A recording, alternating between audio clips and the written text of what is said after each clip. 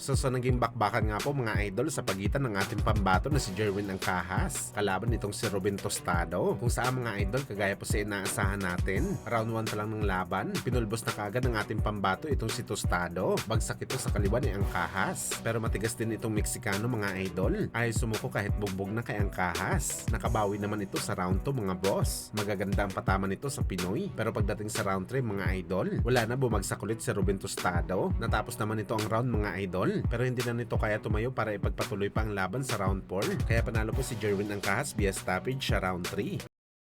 Pues tenemos un round cauteloso.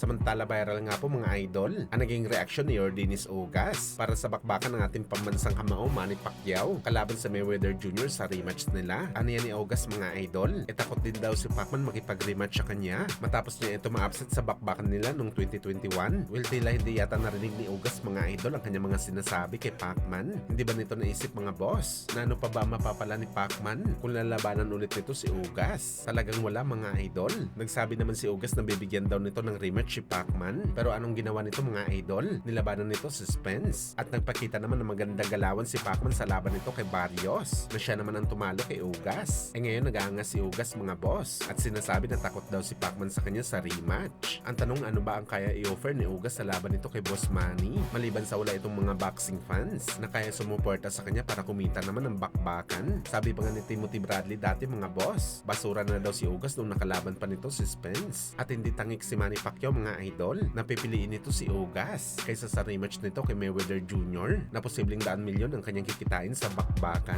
kumpara kay Ugas na 5 million US dollars lamang. Ang layo ng pagitan mga boss. Kung meron man siguro daang milyon dolyares si Ugas na kaya ibigay kay Pacman, sigurado tayo mga idol napapalagan nito ni Boss Manny, kaso wala eh.